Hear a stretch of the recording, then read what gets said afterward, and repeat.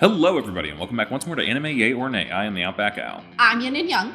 I'm Chibi Noob. I'm Envy Jitters. And I'm CheerandCosplay. And we're back with more things that were big in Japan.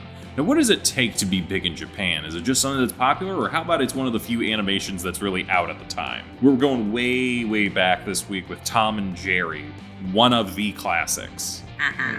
We've all seen this show at some point, right? Yes. Series of shorts, Yeah, this whatever was we my feel like calling childhood. it. Seen it to some extent, but not as much as I thought I had. Yeah, this was like a big part of like my summertime when my mom and dad would be at work. This show was like one of the things that would come on, I would say like maybe around like noon to 1 o'clock. Yep, Yeah. it would be a And- full hour of Tom and Jerry. Yep, and me and my brother would just sit up in the little, I guess we would call it the gaming room. We would just watch TV, and that would be one of the things that would be on the television, so I have very fond memories of this show. Yeah, we watched 15 of them. I forget how these were chosen, but likely from various like online lists that were made here and there. We got Puss Gets the Boot, The Midnight Snack, Yankee Doodle Mouse, Mouse Trouble, Trap Happy, Solid Serenade, The Cat Concerto, Quiet Please, The Little Orphan, Heavenly Puss, Tom and Jerry in the Hollywood Bowl, Cue Ball Cat, Sleepy Time Tom, The Two Musketeers, and Johann Mouse. Yep. I think these mostly ran from the original like Hanna-Barbera era of the night of like 1940 to 1958. So Yes. we didn't get a whole I mean, lot the of first short was the very first short, right? Yeah, back when Yep. Tom was named Yep, it Jasper. was. He looked so different. That was a different cat entirely. That And he was looked like a cat. Yeah, He did. It was essentially their pilot. yeah. I imagine that it got popular, so for the later ones, they were like, okay, we need to simplify this design. It was too much. Yeah. But I mean, kudos to them for trying to do like proper cat animation physics. yeah. It was different looking at this, especially compared to like the last few weeks and like just stuff in general of like watching this really old hand painted backgrounds and like how like detailed a lot of animation was back then. Mm-hmm. And it's weird to think that like most of the credits only showed 3 to 4 animators at any given point in time. Now, granted, Yeah. these were like little 8-minute shorts, so but still, It still holds up. I still think the animation still holds up. the Oh, yeah. animation, absolutely. A lot of the gags, absolutely. There's a couple things that do not. Well, We can talk about that later. Yeah. So, which ones of these had you guys seen? Were there any that you didn't remember or didn't recognize? So I remember pretty much all of these to some extent. The third one I didn't remember all that well until Jerry started tying up Tom's hands, and I was like, oh, that's this one. But most of these I have seen in some capacity before, so. The only two I remember are the one where Tom is playing piano, and then the one where they're in the house and the dog is trying to sleep, so they're trying not to make any noise. Got it. Yeah. We didn't get any with Spike's son, Tyke. Yeah. But And we didn't get any with the duck either. The ugly duckling. Oh, yeah. Oh. Those guys might have come a little bit later on. Like, I think maybe during the, what is it called, the Dietrich era or something? Yeah. It came afterwards. And then I didn't include any from the Chuck Jones era either. But I saw. yeah, I'm sorry about that. I know you wanted the robot No. cat or something, right? No, it's fine. I found it in 2 parts on YouTube. It's okay. Well, all of these are actually on the Internet Archive, which is where I Yeah. found them. So if anyone wants to check out the entirety of the original Tom and Jerry filmography, they're all on there. So Yeah. And I remember hearing stories from my grandmother that her brother, so my great uncle and my dad, when they were kids, they would go to the theater and they would see Tom and Jerry shorts before their movies. And yeah, I'm thinking, man, what a time to be alive to go to a movie theater and see a Tom and Jerry short. I mean that's what a lot of these were. They were usually like this, Looney Tunes, Walt Disney stuff, the old Fleischer cartoons, were all played like before the feature films and stuff back in the day, along with like I think a newsreel and some other stuff. So I mean, yeah, because a lot of people didn't have televisions yeah, like back then, so they needed to put them somewhere. well, I'm trying to think and because the TVs didn't become like a real thing until the 50s, and these were like some of these were from the 40s. Yeah. Yeah. So, And even then, like, in the 50s, I would say, like, there were still a lot of people that didn't necessarily have TVs. yeah, it was a big luxury item. So, but yeah, now we have them all on reruns, so. Yeah. Probably on Boomerang or whatever it is. Probably. I don't remember these on Boomerang because I think they were always popular enough to just put on regular Cartoon Network back in the day. I think Boomerang was usually the other Hanna-Barbera shows that... Like the Jetsons. There was... Flintstones. And those ones occasionally got on the main one too, but I'm thinking of Go on. You may not remember them. I remember them on there. I was thinking about, like, the really old, obscure ones, like Magilla Gorilla. Do you remember him? Yeah, Yes. what is that? Captain I do. Caveman, any of that kind of stuff? Or, It rings a bell for that one. There was the much, much older Hanna-Barbera, or not older, new compared More to Tom niche. and Jerry, but like they were in that era of the 60s where it was like, yeah, we just have a bunch of random weird stuff that we're like, we're going to make shorts out of and do all that sort of thing. Some of them were popular, some of them stuck around, like the Jetsons and the Flintstones and stuff like that. In other words, others were like, yeah, no, this is just going to be an obscure reference somewhere. And then Scooby-Doo took over everything. Pretty It's much. one of the best. Yeah, there That's were like why. 8 clones of Scooby-Doo. Yeah. I'm a fan of Jabberjaws as far as those clones go. What? Jabberjaws? What is that? Jabberjaws was a Scooby-Doo clone where it was essentially... Honestly, it's kind of relevant today because they lived in an underwater world where I'm like, okay, cool, global warming's gonna like make that real. And there was a talking shark who talked like Curly from the Three Stooges, who was their Scooby. Yep. And they solved underwater crimes, usually against an evil scientist eel and his robots. Underwater crime. Yeah, underwater crimes. Because the world was an ocean now. You really got to go through some of the back catalog. Oh my god, yeah. A little bit. I feel like I showed you Hong Kong Phooey one time. You had no idea. Yeah. It's another one of those characters kind of lost to time a little bit. Yeah, some of these aged well, some of them didn't. Yeah. Tom and Jerry, though, one of the classic slapstick, truly painful shows. I mean, when you think about it, like, it is probably one of the most violent cartoons ever made because it's so stylized and so cartoony where you really can't die unless the plot demands it. You don't take it seriously. I disagree with that a little bit. I think the Looney Tunes had far more, like, outlandish sort of crazy stuff because they had acne. They had acne, but more importantly, there was, like, an element to the violence of, like, everyone sort of had that old school cartoon vibe of, like, the noodle physics sort of thing. I feel like a lot of the pain and, like, physical damage in Tom and Jerry feels a little more grounded because they don't feel like they're made of rubber like a lot of the Looney Tunes do. Like, I think sometimes Tom gets hit and you really feel it reverberate through him like he's solid. It does, but at the same time, over time, they made him more elastic. I would blame Chuck Jones for that because he was the Looney Tunes guy. No, I was seeing it a little more in these too. Yeah, here and there for sure. But I mean, let's also not forget too that no matter what happens in one episode or even a scene, he'll go back to normal if the plot demands it because there's no continuity. There was a little bit Except here and for there. when he had that toupee. Yeah, there was. Yeah, I I was think surprised it stuck around. within the episodes, I think they can somehow have continuing injuries here and there, which I do like occasionally. With the we're just going to build up how hurt you are over time. Well, the only reason why I say that is because there's been episodes, including one from this collection, where Tom dies, but then he comes back the next episode. To be fair, that is the one with the collecting injuries thing, I think. Oh, the Musketeer when he died. Oh yeah, he was executed in that one. That's fun. Speaking of, Yep. did anyone catch the in the Heavenly Puss one, the murdered kittens? Yeah. Yeah, that was The dark. That's one of the hell? darkest jokes ever. Yeah. Oh, I didn't get it at first. That and then... hurts a little bit. Yeah, you got away with that in a kid's show. And the Jackass. Yeah, the Jackass was funny to me. That was funny. I do think that joke came up again at a later point, but I think they turned him into a lollipop and called him a sucker. So I think they might have only got away with the Jackass bit once. I think they probably got away with it in theaters. Yeah, that was probably it. Because kids were probably there with their parents, so they're like, oh, he's a donkey. Don't worry about it. Let's not talk about that.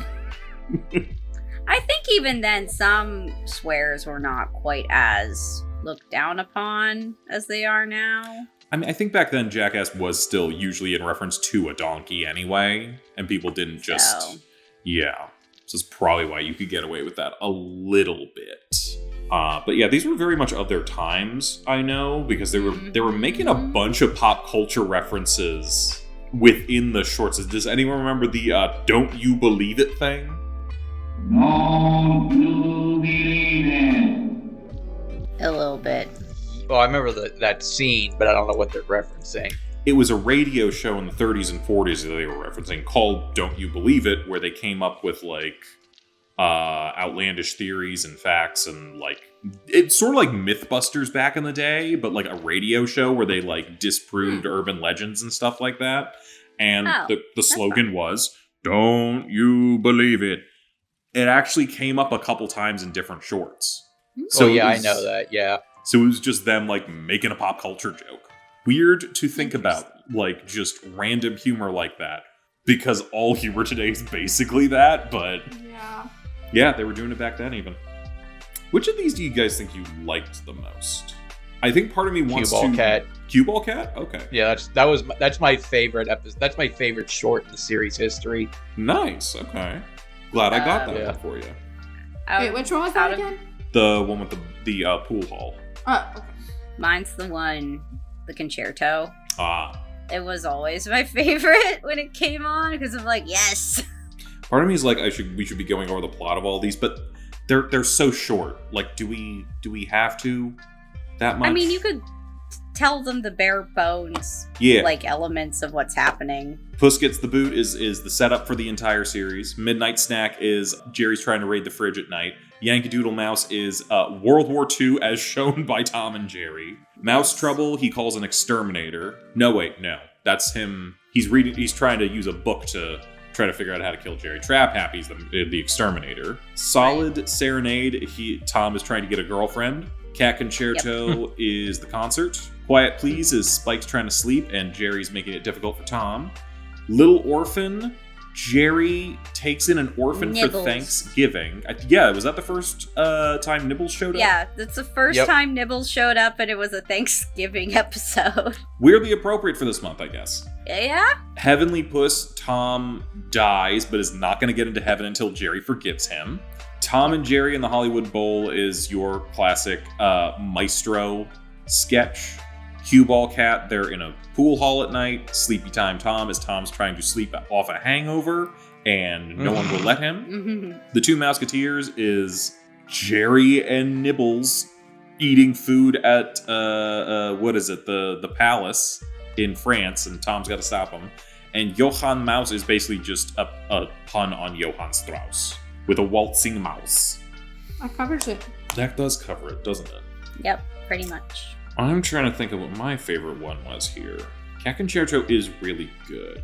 That's the one with the piano, right? Yeah. That one might be my favorite too. Like, that one's just so classic, and it's one of the ones I remembered. Yeah. So I have nostalgia for it. And it's funny how the Looney Tunes did a similar one with Bugs, except Bugs was just being Bugs Bunny and, heckling everybody, whereas this one was just Jerry heckling Tom the entire time. I think the Bugs Bunny one's a little more like Tom and Jerry in the Hollywood Bowl, because wasn't Bugs messing with a maestro in that one? Yes. Yeah. It's been a while since I've seen that one. I mean, I think a lot of these jokes do get reused here and there. Even amongst these shorts, I was seeing a number of gags reused, but in different ways. Like, between Yankee Doodle Mouse and the Cue Ball Cat, there was the Jerry was being chased by stuff. One was fireworks, one was billiard balls, but both of them sort of had the same kind of beats, but were just in different scenarios a little bit. I do think I like the Yankee Doodle Mouse a little bit, because I think that one, at least among these, was the first where it was like, oh yeah, you two are just straight up at war. Like, and it doesn't matter about anything else. You two are just like going after each other. That's the one that got the Oscar, right? One of them, yeah.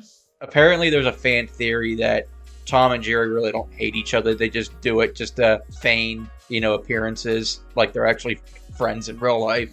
But they just choose to chase each other and beat the shit out of each other to make sure no one's suspicious. I think I have heard that theory before. It does remind me of the Looney Tunes a little bit, though. Remember the sheepdog and the coyote when they were clocking into work, kind of thing. Mm-hmm. Yeah, You mean Roadrunner? I could see that. What?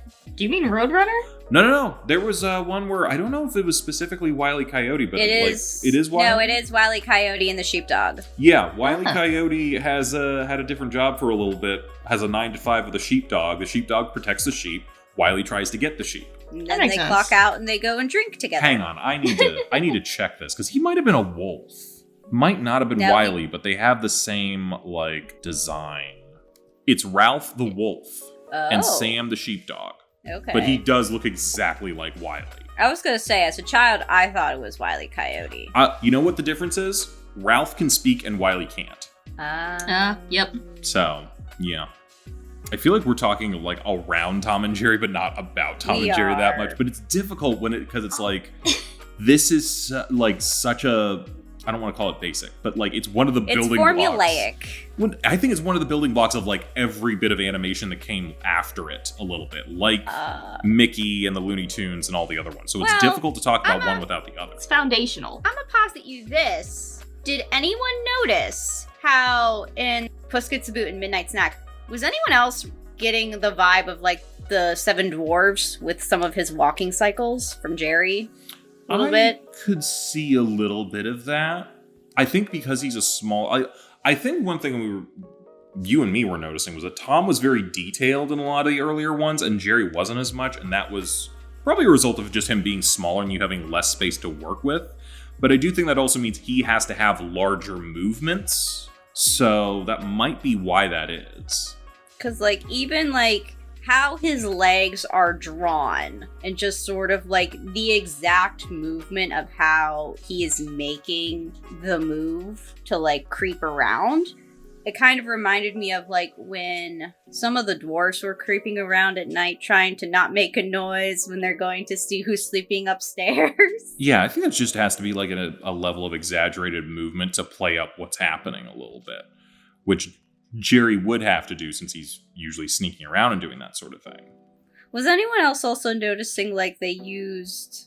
Like, Tom sort of had a theme a little bit, like, little musical motif that was going on throughout most of the shorts as well. Oh yeah, Jerry too. Like, I think Tom Yeah. usually had, like, a bit more of a brass kind of horn thing Mhm. going on, and Jerry was a little more like, xylophone? Was that it? No, The no, little no. ting, ting, I mean, ting, ting, yeah, ting? just, like, for their movements, yes, but also, like, certain things would happen on the screen, and they would start playing, like, a very similar melody that they had played in different shorts. Oh yeah, I think, yeah, they just had, like, some character themes going on, which, nothing for nothing, is pretty good, because it kind of gives you, like, music can help with, like, evoking certain feelings and whatnot, so I think that definitely helped out with it a little bit for characterization and that. Which they definitely need, because they don't really talk, except under very specific circumstances. Oh, Cece, I forgot. Did you tell us your favorite? Oh, it was also the piano one. Okay. I think that might be the most popular one. I like that the music is diegetic in that one. If I'm not mistaken, someone in the comments can correct me if they know better. I think they did painstakingly figure out and, like, animate it so he is actually playing what the music is. It's not just, we're just going to have him hit a bunch of keys. No, he's hitting the right keys to the music. Which is, It's a nice change. It's impressive. That's dedication. So do we want to talk about Tom's first owner? The racism. That's not even the worst part of it. Or when he was in blackface himself. Yeah, one shot. There were shorts where every time they exploded, they would, blackface. And I remember there was an old Whoopi Goldberg PSA in front of some of the re-releases where it basically said, hey, these are products of their time. We don't want to erase them because if we erase them, people are not going to learn from it or something like that. So that's how I kind of look at it. So we were kind of looking at it, but I remember you were mentioning that a little bit. I was like, did they have the thing that Disney does in front of it? I was curious, like, if they ever did that. So I guess they did. Tom's original owner, I don't really want to say her name. Wait, you could say it. Okay, Mammy Two Shoes. It's that the name is- alone is the. That is apparently not her name. What is it? Because that's what everyone calls her. They called her that because an article accidentally gave her that name. Oh, okay. What is the actual name? It was on Wikipedia, because I was actually looking all of this up before we jumped on. Okay, so while you're looking that up, I do know that they did try to, I wouldn't call it censoring it, but kind of rewrite it. You saw something about they had tried to... Yeah, I think when Chuck Jones came in, they switched it to like a white lady with an Irish accent. Like they re-rotoscoped everything. Well, that would have been a new thing, as opposed to like, did they go back and change I think they went in and changed the old ones. Oh. Yeah. Okay, so there was a thing about I think there that. was an attempt to do that. I don't know if they lasted. I don't know if they still show them, but... There was an attempt. It says her appearances have often been edited out, dubbed, or reanimated as a slim white woman in later television showings, which I do remember that housekeeper, but I also do remember this one. I don't remember the other one. I only remember her. I don't remember this one. I so- only remember the white one or nobody. You also barely remember Eddie. But I barely remember Tom and Harry, so I don't know. But I don't remember this lady. Okay, what is her real name?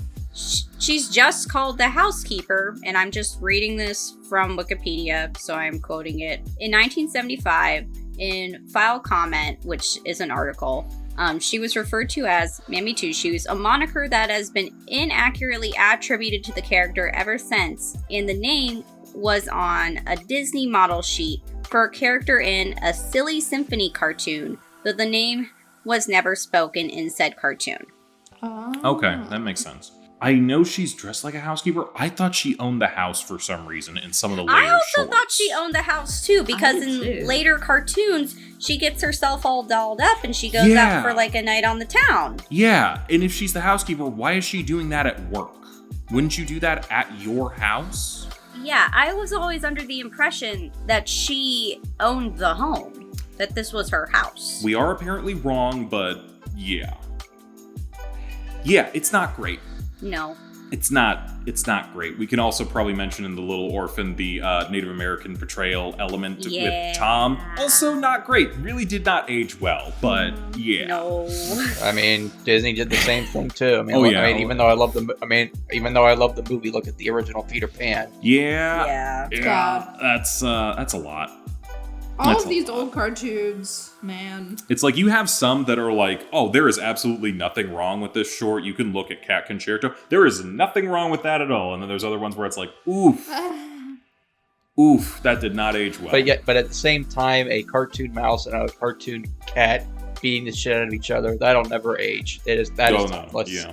Though, to be fair, they do occasionally do work together. We saw a little bit of the Johan mouse. The one I remember most is when they introduced the couple, I think. And they had the baby. Oh, Yes. that episode. I kind of wish I'd have grabbed that, and I didn't think about it. It's one of the few where there are straight up just, we gotta work together on this one. Because the baby's gonna get itself killed if we don't save it. And You then guys the remember the- babysitter's just on the frickin' phone the entire time. Oh, yeah. I completely forgot that there was a babysitter. She does yeah, so she's little. just using the telephone, and it's just, I think, talking to like her friend, Yeah. and just not paying attention the entire time. I mean, it definitely lends itself to the theory that they're friends and they are doing everything to keep up appearances. But I also kind of like to think that they are enemies, but there are certain situations where you'd be like, okay, no, differences aside, we got to do something about this.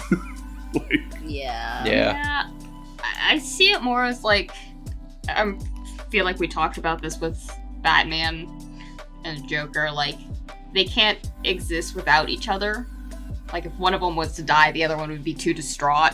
So, like, they both need to exist. I think at least Even though one they of hate them each other. would, yes. I do think Batman could exist without the Joker. He's got a pretty big rogues gallery to deal with. That's fair. Though Joker couldn't. Joker couldn't. Unless... As evidenced by the Lego Batman movie. Yeah, okay.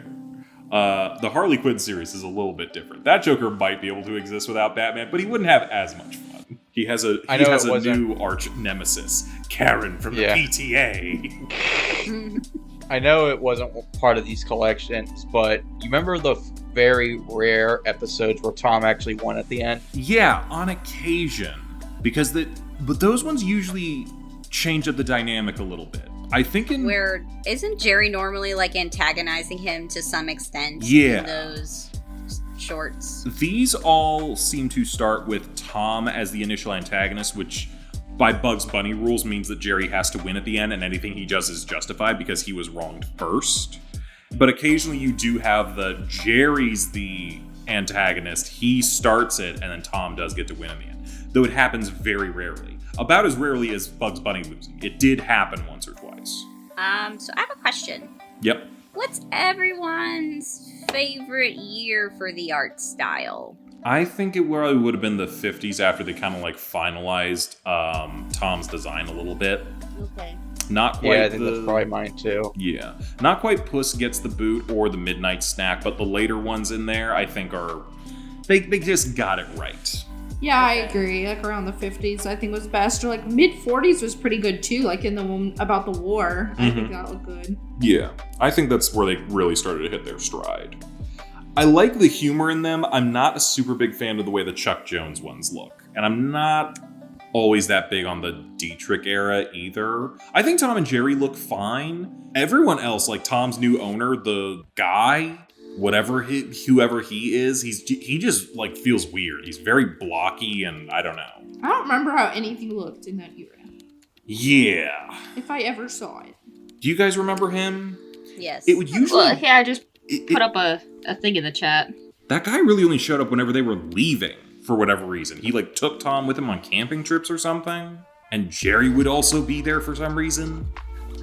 I think, like, I have a couple different favorites for varying reasons. I like the early 40s. Like, I like the initial design for Tom because he's just so cat-like. Look at him. He's so fluffy. Yeah, same. And then once we get to the 50s, I like the designs for both Tom and Jerry, like, starting 1950. Mm-hmm. And I'm gonna be really honest, I do enjoy the Chuck Jones style of animation. I feel like it's far more expressive, and I honestly kind of see it as a little bit more Looney Tunes, which honestly I kind of liked.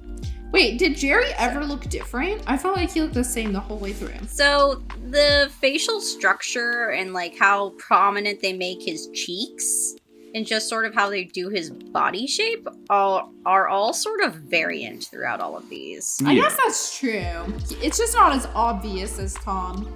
I will say that as they go on and they get more and more modern, I do think they do switch back more to the like 1945 to 1955 kind of look. Just maybe with a little bit more expressive eyes. Look how cute he is in the 60s. Yeah, that was the Chuck Jones era. He's cute. Nothing for nothing. He's essentially Tweety Bird. I hate the 90s. Yeah. What happened in the early 90s?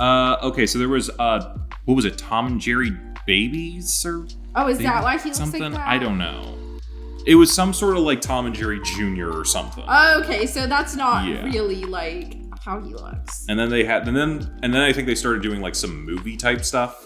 Well, they had a theatrical movie which was a disaster. Oh, and then yeah, they had and then they had Tom in the, I forget, was it the Secret Ring or Tom and Jerry in the Magic Ring. Okay, I watched that one. That was actually pretty good. And then that after that one was great. And then after that, they were pretty much like Scooby-Doo, where they made direct-to-video movies and crossovers with anybody you can name of. I've heard that the Willy Wonka one is a trip, and the Wizard of Oz is actually hilarious. Wait, what? I want to watch them. Okay, we're gonna have to watch them later. We're gonna have to watch them. But yeah, have not seen those ones yet. I again mostly watched the early shorts and stuff like that were just on. I didn't know there was a Wizard of Oz one. It's much more recent. Yes. And from what I've seen, it's pretty good. Okay. So I would say that probably falls more in the 2006 to 2008 to 2014 art style of stuff.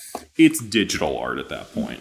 And apparently there's a Chinese movie that starring Tom and Jerry that came out this Oh year. my I just found goodness. this out last week. Oh. I feel like I remember seeing something about that before. Chinese movie. It's a CG movie. It's not like the one that came out a few years ago where it was live action animated hybrid. It's a CG one. So it's a donghua. Sure, a Tom and Jerry donghua. Yep. I don't know that I like the three-dimensional look of that. It's not as much as I expected. I expected them to look like hyper-realistic or something. Ugh, could you imagine if they did like a photorealistic CGI like Disney's been doing lately? Oh, Please, God, no. no. Don't give no. people Please, no. ideas. Absolutely not. Awful. Now, I want to ask Al and Chip this question because I honestly don't know. Was Looney Tunes and Tom and Jerry owned by the same company, or were Yep. they No. always different? Okay. No, Well- wait, Warner Brothers. Warner Brothers is Looney Tunes all the way through, and then Metro-Goldwyn-Mayer had Tom and Jerry. They sold them at one point. I can't remember if Chuck Jones left Warner Brothers to do for MGM the Tom and Jerry stuff or what the situation was, but like I know Hanna-Barbera made these guys and then they sold their whole. Yeah, Hanna-Barbera, as we know them, I don't think were as involved later on for like a lot of the stuff we think of Hanna-Barbera. The only reason why I asked is because I don't know if Tom and Jerry and the Looney Tunes have ever crossed paths or had a crossover. Not that I'm aware of. I think they all eventually just got bought up and owned by Ted Turner, so that's why. I mean, to be yeah. fair, the Looney Tunes version of Tom and Jerry is Sylvester and Tweety Bird. Yeah. So they kind of have the same thing, just Well, they don't have a mouse. They have a canary. I think Tom and Jerry remind me a little bit more of. Roadrunner and Well, Coyote. Here's the thing, I was going to say that, but frankly, Roadrunner and Not- Coyote have the same dynamic as Sylvester and Tweety. One of them is doing something, and the other is almost a completely passive character. Like, Well, I'm really trying no. to think what either bird does to antagonize the actual pursuer. I would say for Roadrunner, it's more or less he's just like, I think he thinks it's funny. I mean, yeah, he does do the little meep, Yeah. but And then I would say Tweety is kind of just like, no, I don't want to get eaten. Get away, putty cat. I feel like most And of then- the time he doesn't even notice that that Sylvester's trying to eat him, though. Eventually he does. Eh. And then I feel like Tom and Jerry are all very aware of each other. Yeah. And- You know what? They hit the Bugs Bunny, Elmer, Fudd Yeah. Yes. sort of dynamic, because they are actually taking shots at each other. I would say to a little bit more of a severe degree, because while the violence is actually happening, I feel like Jerry is actually scared for his life sometimes. Oh, yeah. Whereas I don't feel like Bugs is actually all that terrified. No. Once or Yeah, twice on occasion, but not often, no. I mean, the only time I remember Bugs Bunny ever losing was the famous opera one, and even then he makes fun of the fact that, what do you expect, a happy ending in an opera? Do you remember the Gremlins one? No. Yeah, it was it was set during World War II, because like a lot of these cartoons had World War II shorts. And a Yes. gremlin is trying to sabotage a bunch of the planes on an airfield that Bugs is living on. So he's trying to stop him from like detonating bombs and a bunch of other stuff. So it's kind of this flipped role of Bugs is no longer the trickster in the situation. He now has to deal with a trickster. And he doesn't quite lose at the end. It kind of ends on a nobody wins sort of joke, but it is one of those few ones where it's like where he is not like actually causing havoc for someone else. It's interesting. I'm trying to think what there is to talk about here. So we have like these episodes, which mostly comprise in the 50s era. There were a bunch of ones that came after. Didn't really go into those very much. What do you guys remember of like the Chuck Jones and the Dietrich era that were kind of like you guys remember? I remember the Dietrich era as mostly being like these outdoorsy kind of things where Tom has to deal They're on a with farm. Jerry like messing up his owner's trip, but Tom will eventually get blamed for it. Yeah, those are fun. They were fun. I feel like for the Chuck Jones era, obviously the art style, but then they also had some like more interesting episodes, like the one in space with the robot cat. Yeah. Is one that I remember very vividly from my childhood. It's probably another one of my favorites. Despite the fact that it's kind of got really nothing going on in it, it's still one of my favorites just because... Cat? I don't know. I love the designs of the little robot mouse and the little robot cat, and how, like, stuff kind of gets turned on its head at the end of the episode because, like, they're sending the robot cat after the mouse, but then at the end of the episode, they basically, like, mind control Tom and Jerry the robots and basically make Tom and Jerry do their normal thing. So the robots take over. I do think that probably because of his background with Looney Tunes, Chuck Jones definitely went more high concept with a lot of those episodes. Yeah. Whereas a lot of these are very, like, grounded in just, like, here's just an everyday scenario, let's put the cat and mouse there and have them go after each other. Most of these are just around a house. Yeah. So I guess I should ask the obvious question. Do you guys like Tom or Jerry more as a character? Tom. I was always a Jerry guy.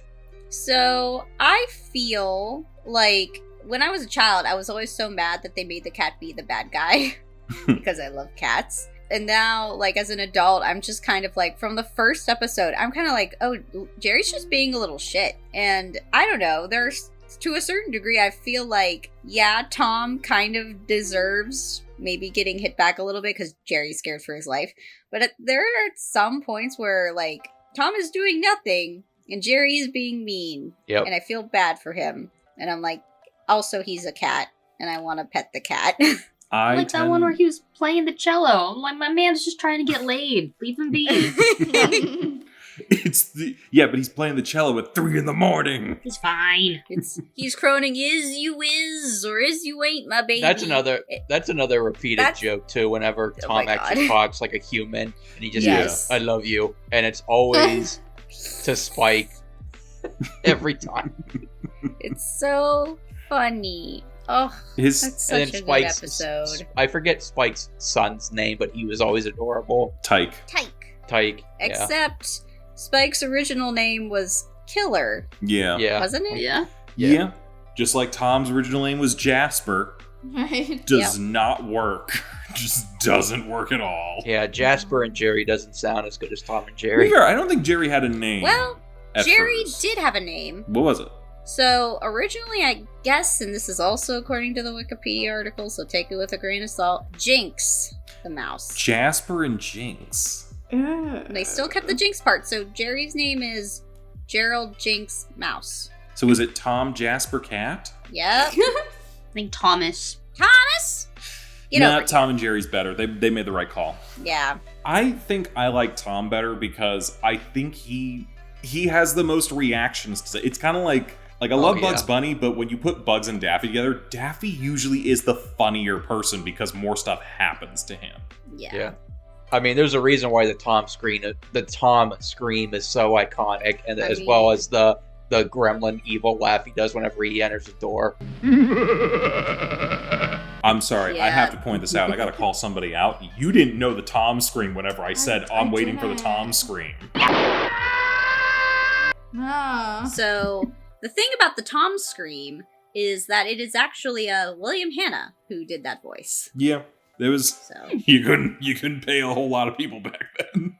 No, it's just the fact that it's just like you don't know that it's actually the guy who made the thing, and then you're like, oh, it's him. Yeah. Wow. I mean, Walt Disney did Mickey for a couple of years until his voice started to go. I mean, Mel Blanc pretty much voiced almost everybody for years for the Looney Tunes. Oh yeah. I mean, I think he voiced everybody but the female characters, and even then I'm sure he could probably do the female characters too. I'm trying to think, like, Tom scream, Goofy screaming.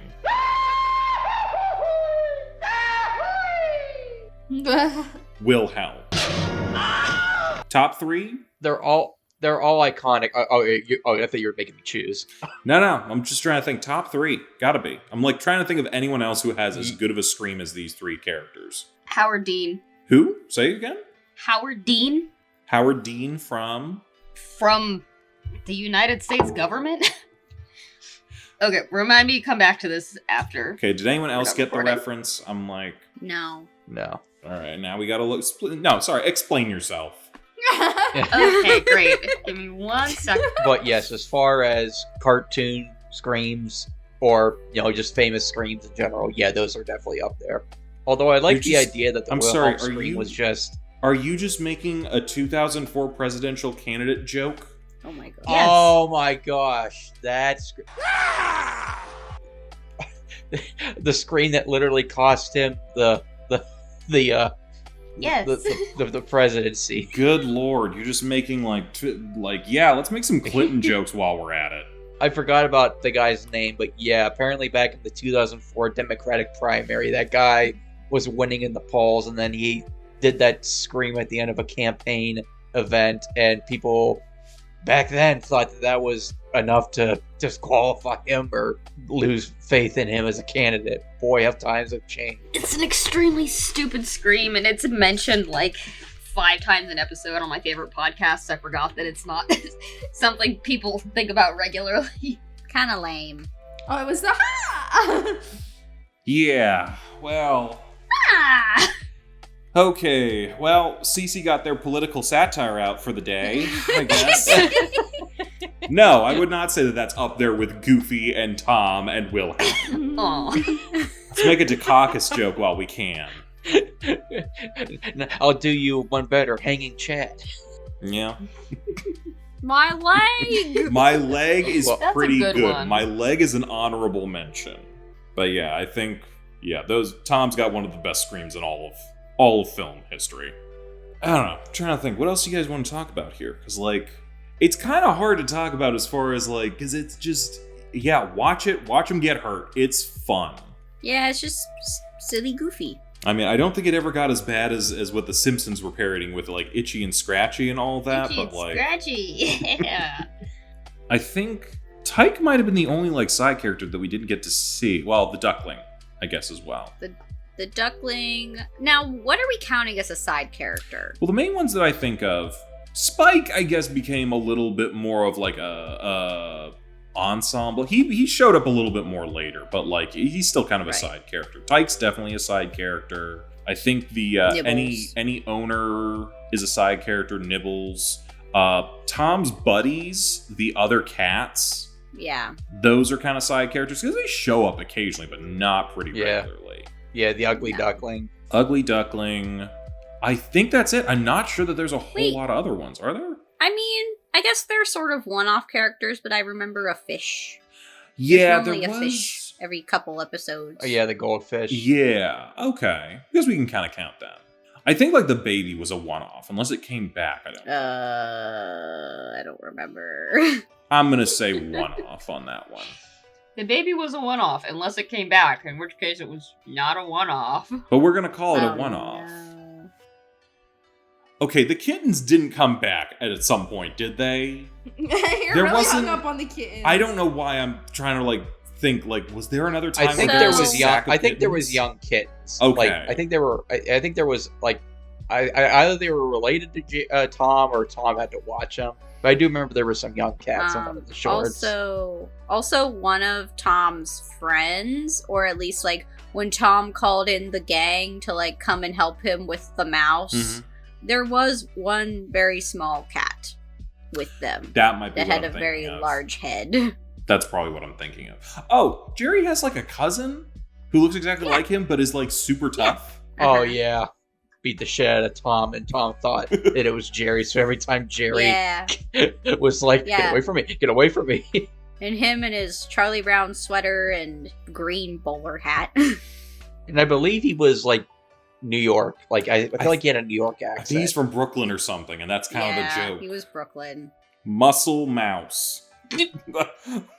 Let me see. Sure. It's how simple can we get? Just call him Muscle Mouse. I mean, it worked. His name is Muscle Mouse or Freddy. Freddy sounds a little more, yeah, Sounds a little more what?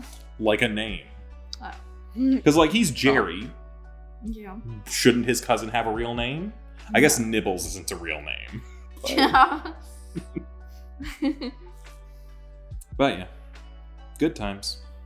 Any other thoughts on this one? Not really. No, Good just a nostalgia classic. fuel. Yeah, I'm a yay. This is solid slapstick fun.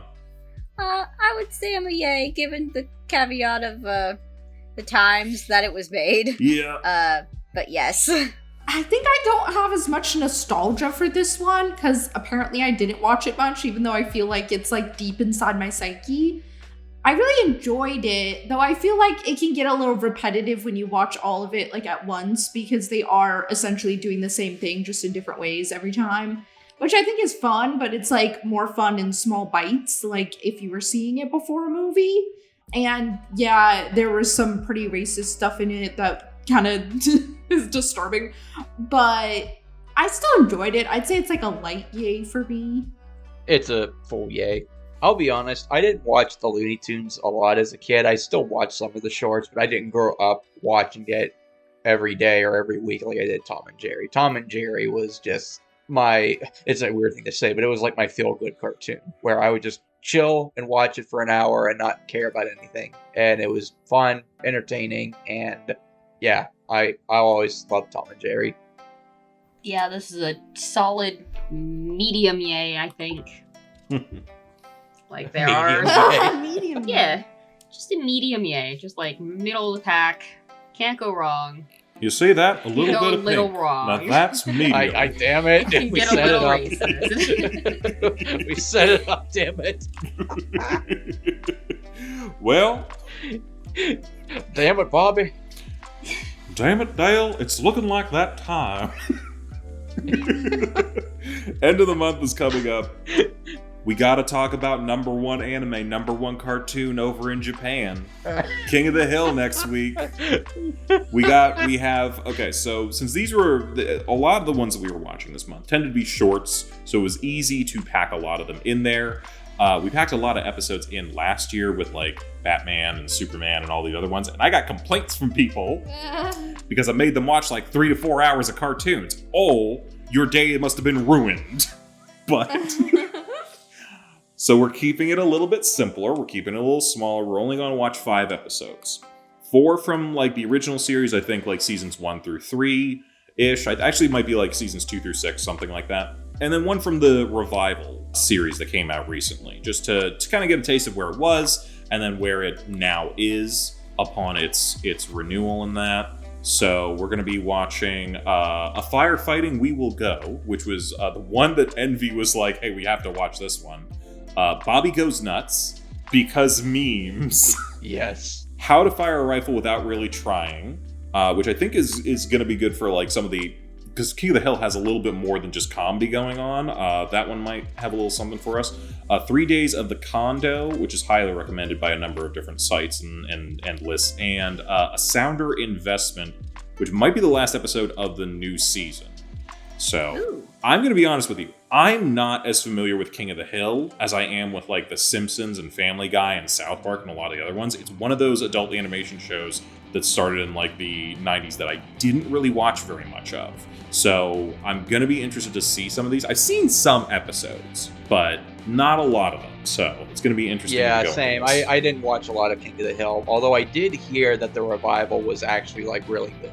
I mean, they got the original like Mike Judge back to do. Like, I will say this, Mike Judge, whether you like his stuff or don't like his stuff, he is consistent with quality as far as like his TV shows and his movies and everything. What else do you make? He made Beavis and Butthead, Silicon Valley, I think he was involved in, Office Space, Idiocracy, a number of different things like that. But like, I do think he is one of those creators where it's like, okay, you're gonna like all of his stuff feels of a similar quality and a similar type of humor. So it's like, if you like it, good.